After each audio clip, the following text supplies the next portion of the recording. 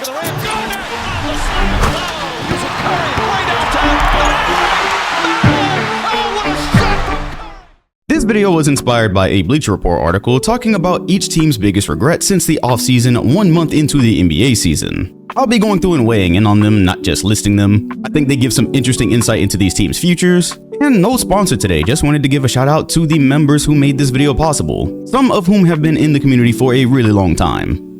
First is the Atlanta Hawks, which is admittedly from the article a nitpick that they waited too long to trade Kobe Buffkin. He basically was unable to produce anything in his time there, the market cratered, and he went for cash considerations. Yeah, it has nothing to do with what's going on in Atlanta today, because what's happening is there's a team on the cusp of possibly figuring out their next era. Quinn Snyder's got a great system in place for the personnel he's got. They're young with a ton of potential on both sides of the ball, and they've proven they can be successful without Trae Young, so that's why there's nothing to regret just yet. Really, that might come in the next year or two pending which decisions they make. It's going to be very important. Their ceiling is not as high without Trae, though given the timeline of the roster and the potential you're seeing from the rest of the Hawks today, it really does make you wonder with their near 30-year-old star who's got a contract extension looming on the horizon with each passing day. I don't think many people realize the Boston Celtics could have had Kalkbrenner. They flipped their number 32 pick for 2 second rounders and 2 future seconds, and then Ryan went 34th overall. This is one of those way too early things. They weren't even supposed to be in position to be needing a guy like this. Then of course with Tatum's injury, it just did a weird thing to the timeline. I will say looking at the roster today, it doesn't feel like any of the bigs there are really a part of the future. And Ryan being as young as he is with the Celtics needing to probably build a new team around Tatum and Brown when he gets back, yeah, this would have been nice. In the future, their bigger regret will probably end up being they were a play-in team this year and just kind of had a season they won't get too much out of other than maybe developing some of the young guys who will play as the next part of this core. The Brooklyn Nets spent 4 first-round picks on what has turned out to be playmakers. And while with that many picks you would hope to have some obvious bright spot, I will say A, this team is still tanking, and B, for the foreseeable future, they've got their picks, they've got other teams' picks. This goes into the early 2030s, and on that front, they will probably hit something eventually. Right now, they kind of just exist until further notice. After trying to trade Josh Okogie over the summer, they settled for waiving him, and his defense is instead helping the Houston Rockets and not the Charlotte Hornets, who are 25th in defensive rating. That being said, I think Josh Okogie being waived is the least of the problems that are going on over there. They've kind of lasted for a few years, the things that are truly plaguing this team. Always cool to watch Miles Bridges take very wild end-of-game shots, and then watch the players who are continuously in and out continue to be in and out. Yeah, that's really the bigger issue there. So I guess you can regret not having Josh if you want. Despite cooling off since the 6-0 start, I would say there's still reason to be optimistic about some things in Chicago, and still, yeah, I would agree they did sell low on Lonzo Ball. Rumor has it before they gave him the 2-year extension, they could have flipped him for a first-round pick. Instead, we saw what appeared to be a very lateral move for Isaac Okoro. If you've watched him over the last few years, you already know in the playoffs he is going to be guarded a certain way. The best things he do might not be effective for your team, and this doesn't even really matter for the Bulls. This is not a contending team. All things considered, Chicago fans probably still like where the roster is headed, but yes, the Lonzo Ball situation remains a head-scratcher. The Cleveland Cavaliers, who were the beneficiary of that trade, ended up not really replacing the skill set Ty Jerome had when he overperformed and really just kind of priced out of Cleveland. This being said, I'm not 100% sure what they could have replaced him with for this roster, and also, while the offensive rating does reflect that is missing, the bigger issue is this team, to go as far as they want to in the playoffs, needs a healthy Darius Garland, and right now, we don't know if we're ever going to get a healthy Darius Garland. So replacing Ty Jerome or not, I don't know if it really could have fixed the bigger issue. The Dallas Mavericks neglecting the point guard position. Okay, well, their regrets go much bigger than neglecting the point guard position over summer, and they started off trying to make Coop that, and he just plays better in his regular position, go figure. But yes, D'Lo, who, high-level D'Lo at point guard has not worked out, and it's just all bad because people looked at me crazy when I said we might not see Kyrie Irving again until the 2027 season. I didn't know for sure if Dallas was going to be in a competitive enough position to justify him coming back off of that type of injury. Right now, I would say they aren't, and even if they had a better point guard, yeah, you don't have any of the 3 players involved in what was supposed to be Dallas's success over the last 2 or so years. Talk about regrets. Yeah, it's a little bit bigger than that. You absolutely have to nitpick for Denver, and I think their regret is more of something that'll just be a delayed reward, because at At the moment, Cameron Johnson has not produced relative to what you would have expected. Yes, he's not as good a defender as people probably said over the summer, but the bigger issue there is he's not even really hitting threes right now. I expect it to stabilize, and even with this, they are a top team in the league. You would probably hear more about them if it weren't for the Oklahoma City Thunder. They got off of Michael Porter Jr. and his podcast. They're winning. It's a fair bet the shooting will come around, so, what regrets? Here goes the first one I probably just flat out disagree with. Not getting a co-star for Cade Cunningham. I will never have a problem to owning up to things that I said, and a couple of years ago, yes, it did appear this might be one of those situations that isn't going anywhere and Cade was destined to be elsewhere. Right now, he's leading them to success off the heels of what I consider a playoff success last year. And while I'm not currently as high on the roster as their record would suggest, I will say you are getting what you wanted when you made that trade for Jalen Duren on draft night. He's basically doubled his production, but he's also putting the ball on the floor as a big who doesn't take threes. And he's still hitting around 70%. This progression on his timeline, I would argue, is exactly what you want, and you could see Detroit is probably on the road to where they need to be in the future. They don't have to make the finals this year, even though the East is wide open. They don't have to be expected to win a title. I don't think this is a championship contending team as is, but I do think they are headed in the right direction. And if you wanted to argue they were going to get a co-star, I'm going to guess that would have cost Jalen Duren. Probably would have cost more assets, and now you've got Cade, a co-star, and a team that probably isn't going to do much.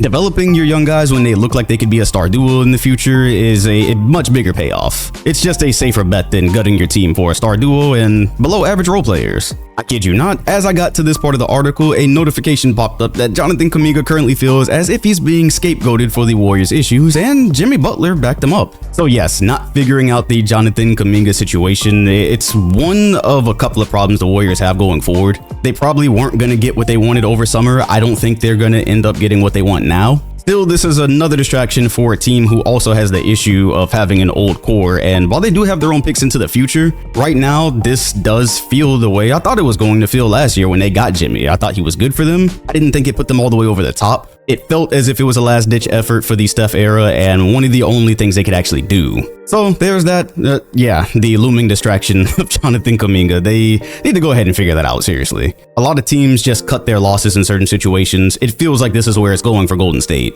For Houston, it's a bit of a nitpick, but a necessary one, honestly. A team that is almost too deep on wing depth has not really settled what's going to happen with Tari Eason, and he does feel like the very obvious movable piece once they start looking for a point guard, if they do. They are successful in the regular season, as we said they would be, and the guys being tasked with most of the ball handling are doing a great job adapting to it. That being said, it's a team with championship hopes, and KD is going to keep getting older as, I say that as if it matters at this point, the way it's looking. But yeah, going into the playoffs, they still might decide they want a more established point guard, and Tari could easily be a part of that, so this is just one of those ongoing situations. I wouldn't quite call it a pressing regret right now. Not having an emergency plan in place for Miles Turner's exit. Yeah, this is actually kind of something I mentioned over the offseason when it felt they could still be a good team in the East, and then, of course, everybody got hurt, so this is kind of irrelevant right now, but if they had have been competitive, I did think one of the things hindering them was they didn't have a great replacement for the skill set Turner had. I would also argue paying him what he got paid by the Bucks probably wasn't really necessary for this team either. Without the Achilles injury, they might have just had to do it regardless. They could have won the championship.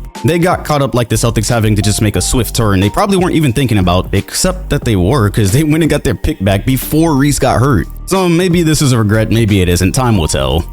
I found a way to get it into this video. Somehow, some way, everything in life is optics, and the optics of the Clippers being where they were last year, and then letting go of Norman Powell for what they did, and being where they are this year, terrible optics. If you've ever been confused by that statement, this is where it can be very explainable. Yes, there is no world where ending up with Bradley Beal, who is out for the season, instead of Norman, who has again leveled up, there's no world where that is gonna feel like something you can explain. But if you're watching the Clippers, Norman really would not fix their issues. He surely would aid them and probably save the league in the process, as the Thunder wouldn't get their very possibly high pick at the end of the year. But this is a team who is at the end of their window, and they don't really have any other options but to clear the books going into the free agency in a couple of years. Clearing it as much as they can, because you're not really going to get anything from most of these pieces. It's called the unction for a reason, and Norman Powell is also 30 plus. So yes, you could have had him. Yes, maybe you could have paid him, but for the Clippers'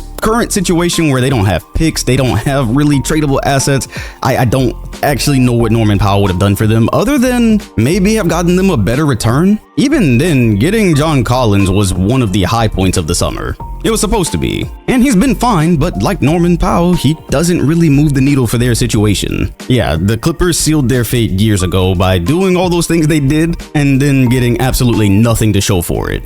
They've got the Lakers' issue as not finding a three-point threat, and yeah, if you look at the volume and the percentage, it does get kind of dire after Rui right now. Again, one of the Lakers' biggest problems of the 2020s has been flexibility, getting bailed out with this Luka trade. That's why it was so big. And ending up with the roster they have where there are some exciting young guys and you see Austin Reeves is successfully moving up a tier, you're probably happy with where you're at. But of course, around Luka, around LeBron, yeah, you could always use more three-pointers. Their bigger regret will actually end up being if this LeBron situation goes the opposite way because, well, what can you regret? I don't know, there's many issues with ever being able to trade LeBron, and I would say they did the right thing by not extending him. He is probably not really a part of this team's future with Luka. So when you've got potentially the GOAT at the end of his contract at this age, I don't really know. There's not a ton you could have done. Even him taking a pay cut wouldn't have done a ton for the roster. Not making more subtractions in Memphis, yes, I would agree. Though on one hand, they got way more than they were supposed to for Desmond Bane, and Cedric Coward is panning out. I would say they just kind of have one foot in and one foot out of bailing out of this era that kind of looked like it was going somewhere a few years ago and clearly is not anymore. And it's a storyline I think is going to play out. It just takes time. You go back to the halfway through the 2020s vid, I did point out they were going to have to make some decisions because I didn't think paying those three for the foreseeable future was really what they wanted, and it was not. The only thing they didn't count on was Ja Morant falling 3 or 4 tiers below as a player. Yeah, not even sure what his trade value is right now, even if a team thinks that he's taking his value. The injury prone thing is there. The extracurricular stuff around his career is there. So at least they sold high on Bane. Probably will not get anything you would have thought Ja would have warranted a few years ago. And overall, they probably are headed for a full restart around the young guys, seriously. I saw the idea, you had young guys, and I did think they had filled out the roster enough that if they were healthy and, Ja hadn't fallen the way he had, they could have been competitive. Now, the direction it's going, it's probably just time to go ahead and bail completely. This article is claiming they rushed the Nikola Jovic extension in Miami. Yes, over summer, they gave a guy who has not cracked 50 games in a season yet a 4-year, $62 million extension. They bought on his potential. That's kind of all you've heard about since he's been in the league, and right now, it's probably not super encouraging. He's young, it'll take time, but you've already paid for the time. So now what happens next is not super in their control. But if you had to find a regret, this probably would be the one. Other than that, for a team that went and got Norman Powell and has also not seen Tyler Hero at all, but has found a way to play good basketball, you're happy with where you're at. Seriously, it could have been much worse for the Heat. We'll have to check back with this to see if it's an actual regret or not. Okay, now we're at the Milwaukee Bucks, who were on the other side of that Miles Turner situation in Indiana.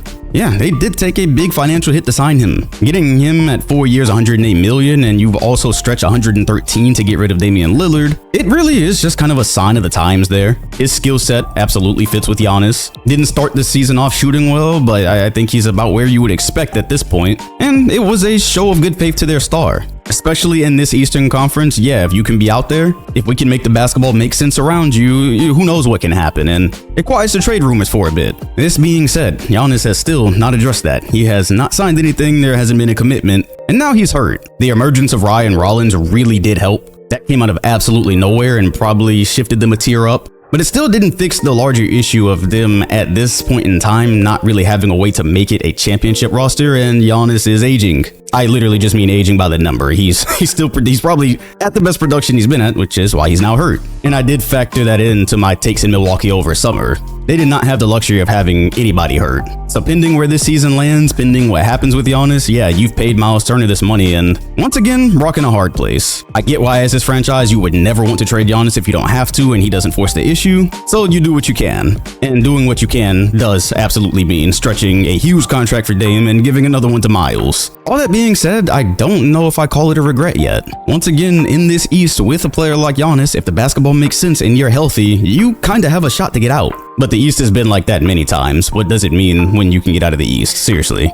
Ignoring the obvious point guard problem for the Minnesota Timberwolves. Now, once again, a team going to get what they need to take them over the top or to push them in the right direction is harder than it sounds. I don't think they wanted to be stuck with aging Mike Conley and developing Rob Dillingham. But yes, down the road, they will absolutely regret not having an answer to this, because while they will survive the regular season, they're going to win a lot of games just based off the talent that they have. The Timberwolves have a ceiling. And really, any team that's trying to go far that doesn't have a point guard or player that can serve as point guard, like actually serve, it's going to be a weakness in the playoffs against elite teams, and it's going to cap where they can go. It'll be a regret, and the argument they're making is they drafted two bigs with pick 17 and pick 45. Oh, but their regrets will have nothing on the New Orleans Pelicans. Oof. The silver lining here is Derek Queen looks like he's going to be amazing. Early sample, but you love what you see there, especially because that will possibly help alleviate whatever is going to happen with Zion, because something eventually probably has to happen with Zion. But yeah, no pick protection is insane. The optics of allowing the Pacers to get their pick back is now a lot worse. I feel like I haven't seen this mentioned when talking about it. It's not as if they gave it back after Reese got hurt. It happened before. And you know, Indiana, along with a lot of the other magic that was going on there, apparently they had a crystal ball. They got Jeremiah Fears with the 7th pick. That's beautiful. They did, however, really want Derek Queen. And so to do that, part of it was giving Indiana back their pick, and then packaging number 23 that they got back with an unprotected 2026 first rounder,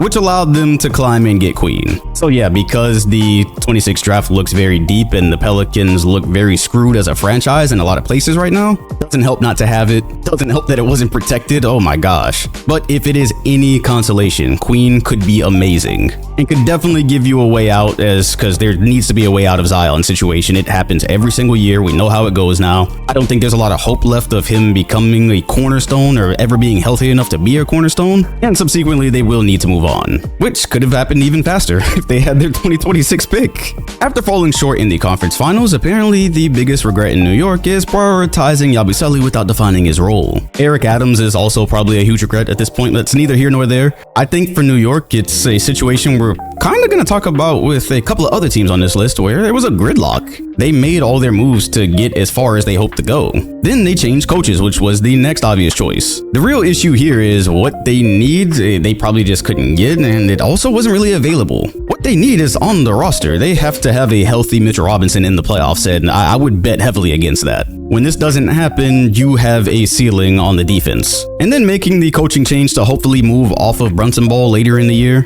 we're gonna have to see if it pans out. But for a team who looked how they did in the early 2020s to come out of this with Cat, Mikal Bridges, and OG Anunoby around Brunson, yeah, there's only so much you can do with the roster, especially with this CBA. Remember the cut it took for this to even happen in the first place. Yeah, they are gridlocked into having a very talented team who is constantly missing a piece they are going to need to ever get over the top.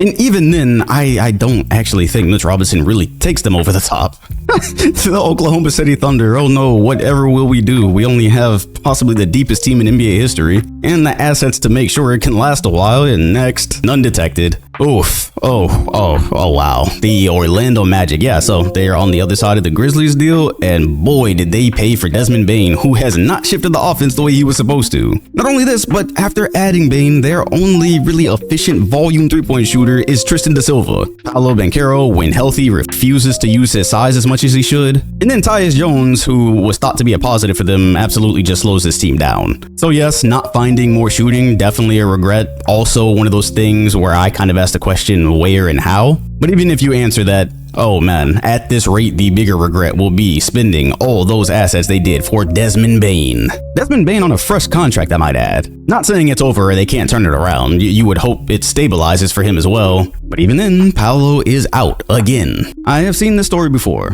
This may be only the second one that I, again, just flat out kind of disagree with, because Philly not using backcourt congestion to fill front court need, I don't think is super relevant right now to a team who should feel lucky to be here. I get it, they had to find regrets, but being 8-6 and not well below 500 right now with a backcourt who looks like it could be promising for the future, while still probably in the playoffs this year, yeah, that's a better spot than you thought a team fielding Joel Embiid and Paul George would be in. Despite being able to put up numbers when he's on the court, for the future, Joel is probably pretty cooked. And him going to press conferences to say he doesn't like how his minutes are going and that he might as well stay home if it's going to be like that, I don't know that it's really what I wanted to hear. He and PG PG's contract is one of the nastiest situations I have ever seen for a basketball team. And if there's some way they could have filled the front court, well, you didn't really need to do that right now. Go back to where you were in the mindset for Philly this summer. You were just hoping it wasn't a disaster of a season. You weren't hoping to contend for anything, so using one of these young guys before you really know what you have to fill out the front court on a team that is nowhere close, I don't really know if that's too much of a regret at this point. You get this year to probably make the playoffs. These guys get to develop, and you get to see what you should do with all the talented guards you have at the moment. Of course, Quentin Grimes being on a qualifying does make this interesting, but if I'm Philly right now, I'm happy that I see some light at the end of a situation they should have never put themselves in. Trading up in the second round for Phoenix. Yeah, here's another one I probably disagree with, especially considering where they are right now. Trading up for Fleming and Kobe, who were players who played a ton of college ball and in theory should have been plug and play, really haven't been. But the article asked why the Suns felt the need to climb up and get them, and I think it's pretty clear. Yeah, this is a roster who had to bail out of a very 2K-like big three. They didn't have a lot of ways to do it, and they didn't have a lot of flexibility afterwards. So they just kind of had to make do with what they had. That's exactly why you would trade up for two players you would hope could just plug and play. And even without them doing that, Phoenix not being far below 500 right now is a win. Especially when you haven't even gotten to see Jalen Green. This is another one of those teams that technically doesn't have a real point guard. They do, but for all intents and purposes, it's Devin Booker, and you would probably not want it to be this way. Yet right now, he is producing, and they're 9-6. Yeah, having to bail off of KD and Beal and ending up here so far, it's a positive. And I'm not really sure they regret trying. Something that made a lot of sense, especially compared to a lot of the moves they've made since they made the finals. The Trailblazers traded out of the number 11 spot where they could have taken him, and instead they took another big. Actually, they could have had Cedric Howard too, but I think it's more relevant they missed out on Queen. Just for where it looks like their roster is going in the wings they currently have. While Yang Hansen was promising in Summer League, he's been buried on the bench here, and it kind of makes you wonder if the same wouldn't have happened to Queen. Also, for a team who is now a few years removed from finally ending the Lillard era, it's starting to feel as if you've got pieces for the future. And this does appear to be a breakout season for Deni Avdija, so I'm not totally sure if Queen would have had a chance to shine there. You might have ended up in the Hansen situation, which still might be good one day, but only time will tell. Time will also probably keep telling you the same thing it's told you about the Kings for about 20 plus years. They have it listed here as ignoring upside, and I'm not even 100% sure what that means. Really, this is a train that, if you were paying attention, came off the rails as soon as they traded Tyrese Halliburton. Fox and Sabonis were the most obvious capped duo of all time, and the excitement around that team really masked it. But now you've not got Fox, Cerise, and I always bring up, you didn't get Luka either. Instead, you've got the Chicago Bulls leftovers, and some vets who should probably be playing elsewhere. If for some reason you're new to this, Sacramento is perpetually unfortunate, and a lot of the times it is their own front office, so yeah. Speaking of De'Aaron Fox, we're saying San Antonio maxing him was a regret, and is already a regret, and hard disagree. To me, this is a leftover symptom of their 5-0 start, where it looked like they had everything they needed, and thanks Fox, you'll come back if you want to. And then teams got tired of Wemby putting everybody in the rim and said, cool, whole team is going to guard him, the rest of these guys are going to have to make shots, and while they do, I think it pointed to some very obvious weaknesses that still exist in Wemby's offensive game, and showed the need for another star on the floor. So having this star in Fox, who you kind of needed to extend to keep, I do get the argument about his age, the fact he's only made one All-Star, cool, but if you're the Spurs and you have this all-time talent in Wemby who looks like he can progress faster than your typical young guy, you try to build it out as quick as humanly possible. And Fox gave them a way to do this. So yes, while you've got Castle, Harper, all these young guys who fit the timeline more and can develop with Wemby, you've also got the star necessary to maybe try to push them over the top sooner than later. Their bigger issue there is these two can't stay on the floor together for more than like 10 minutes. So we'll see if this is ever a thing, but I don't know if you'll be able to look back and say, especially right now, it's a regret.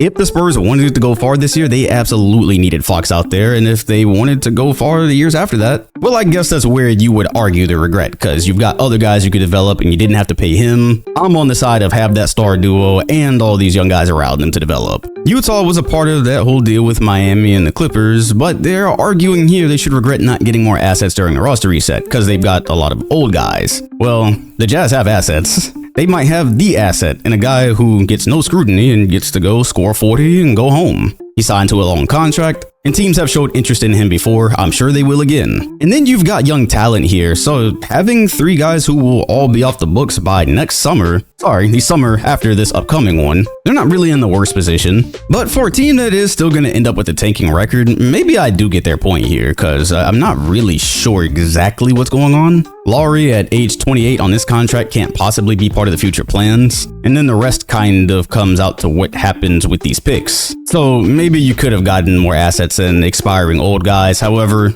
if and when they sell high on Lowry, I'm sure this will be remedied. Toronto neglecting floor spacing. Well, first of all, everyone would love to have more floor spacing, and even then, the guys that you needed to develop a shot to really exist together kinda have done so. It's not on high volume, but it's enough to get by and enough that they are winning right now. They've improved their defense over the season, and yes, to get to a certain tier, they absolutely need more floor spacing. What they put together is working as good as you would have hoped. Which brings us to our final regret down in Washington, which there's a lot of ways that could go, but they say it's not finding a Corey Kispert trade. Because of how young they've gone and they are still tanking, the argument is his value goes down. You could have already cashed out on him before slicing his minutes, and he clearly probably belongs on a team actually trying to do something. But I would like to believe a team who is trying to do something is going to pick up the phone for him. And being that he's still shooting around the same percentage, I don't know if Washington is going to get ripped because of minutes of slice, but it is a cutthroat business, so I see the logic here.